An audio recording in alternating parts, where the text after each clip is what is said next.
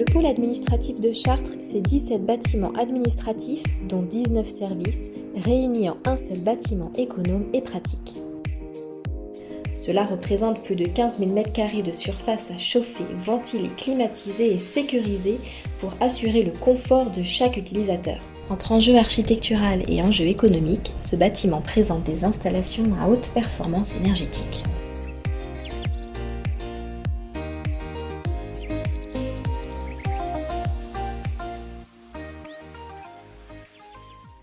La construction du nouveau pôle administratif de Chartres est une aventure qui a commencé il y a à peu près 10 ans par un concours, un appel à candidature pour concours. Et l'équipe de Jean-Michel Villemotte et associés, donc cabinet parisien d'architecture, reconnu pour ses ouvrages de qualité, donc a été retenu et a fait appel dans son équipe de conception à DBET Chartres. On a eu le privilège de travailler avec ces équipes, donc ça a été une très belle aventure humaine d'un point de vue des défis techniques qui ont été lancés sur cette opération, puisqu'on est sur un bâtiment à haute valeur ajoutée d'un point de vue environnemental.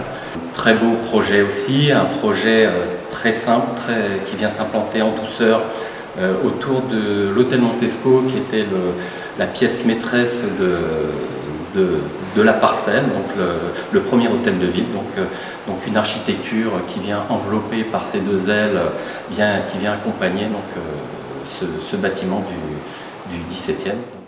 Tout un travail ensuite technique d'intégration de la technique, de la ventilation, aller rechercher là aussi des modes de chauffage intéressants par la géothermie.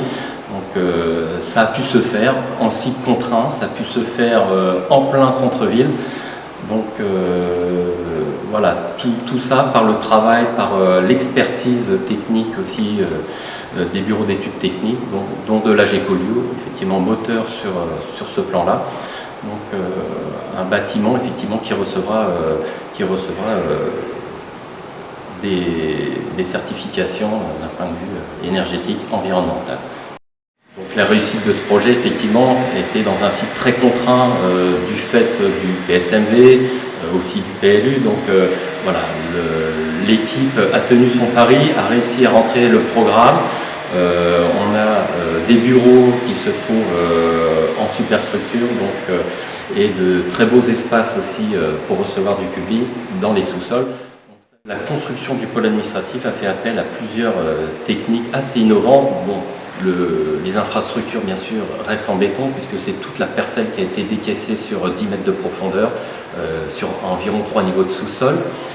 Et ensuite, les élévations, donc les superstructures, ont été réalisées en ossature métallique avec des planchers bois. Et ce choix, cette volonté était de limiter les rotations de toupies, les rotations de banches, puisque on est vraiment dans un site contraint, on est en limite de parcelle, on est en centre-ville. Cette construction a nécessité la réalisation de calculs et de plans techniques réalisés par le bureau d'études de l'AG Collioure. Le pôle administratif est un bâtiment innovant et exceptionnel à plusieurs égards. Tout d'abord d'un point de vue de la performance énergétique. C'est un bâtiment qui est très isolé. Les murs sont isolés par 160 plus 40 mm d'isolation. Il a une double peau, les autres parois sont isolées. Il intègre une énergie renouvelable, la géothermie. Il permet aussi la récupération d'énergie sur le data center. Tout cela permet de couvrir 60% des besoins en froid et plus de 90% des besoins en chaud. Par ailleurs, il y a des doubles flux pour tous les systèmes de ventilation. Il y a de la récupération sur air extrait pour le grand salon. Donc tout ceci fait que le bâtiment est bien meilleur que la RT 2012, la RT 2012 moins 30%, donc il a des qualités de performance énergétique incomparables. Ensuite, c'est un bâtiment exceptionnel aussi par sa conception, puisqu'il a fallu un travail très poussé, très recherché, d'intégration des équipements techniques avec l'architecte de conception, puis après avec l'architecte d'exécution pendant le chantier, en raison de la difficulté de passer des grosses gaines, d'intégrer tous ces équipements en préservant l'esthétique du bâtiment. Enfin, il faut dire aussi que nous avons utilisé des outils comme la simulation thermique dynamique qui ont été nécessaires pour pouvoir optimiser les performances. Et pour vous donner un exemple, il a fallu 17 simulations pour les vitrages avant de choisir le vitrage qui correspondait à nos exigences.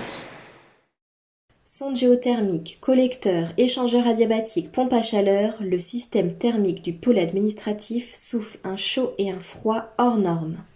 Le système de climatisation de l'hôtel de ville de Chartres s'est voulu vertueux en termes de gestion rationnelle des énergies. Je dirais que c'est la raison pour laquelle l'équipe de conception a porté son choix sur la géothermie, en intégrant lors du projet la mise en œuvre de 26 sondes verticales d'une profondeur de 150 mètres sous le niveau 3 du sous-sol. Ces sondes dites sèches sont constituées de tubes en forme de U dans lequel on va faire circuler de l'eau en circuit fermé, d'où l'appellation sonde sèche, c'est-à-dire qu'on ne va pas prélever d'eau dans la nappe phréatique et par conséquent on n'impactera pas cette nappe. Le mode de fonctionnement de ces sondes, vous avez donc ici un exemple de nourrice sur lequel vient se connecter 11 sondes.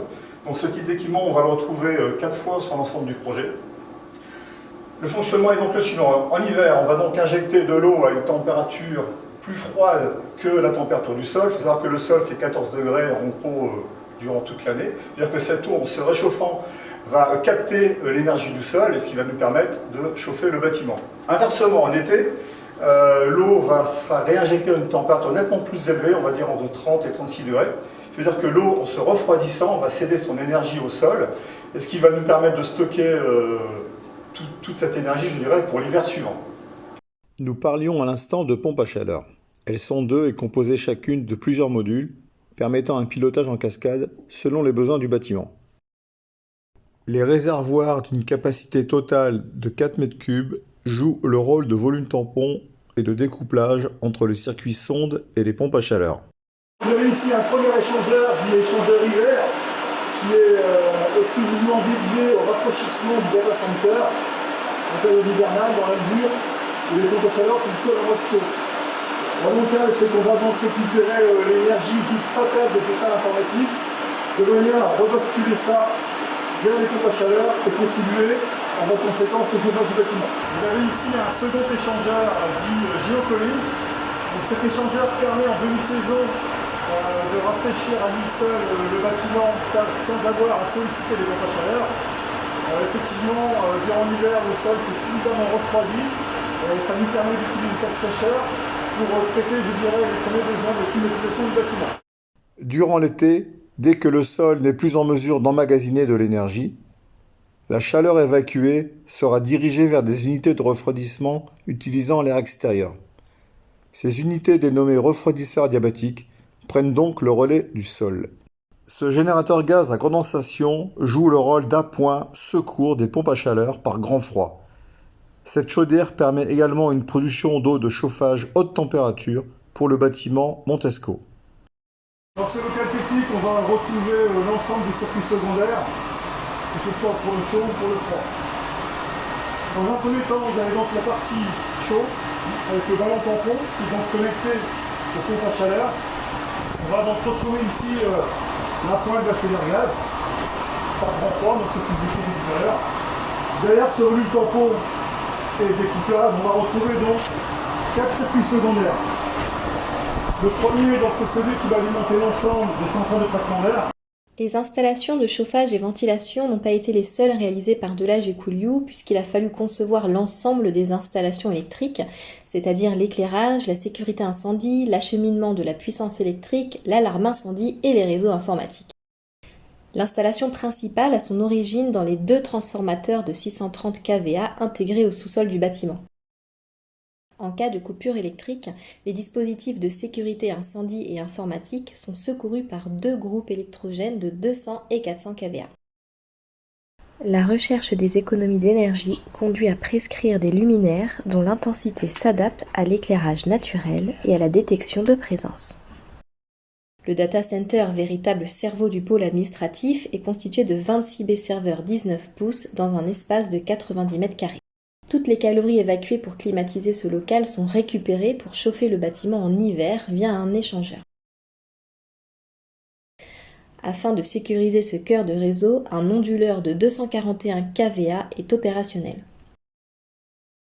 Un équipement public si innovant ne pourrait pas se passer d'un système d'alarme incendie adapté. Faisons le point sur 2 particularités. Tout d'abord, le système d'extinction gaz des locaux archives garantit une extinction sans disperser d'eau ou de poudre.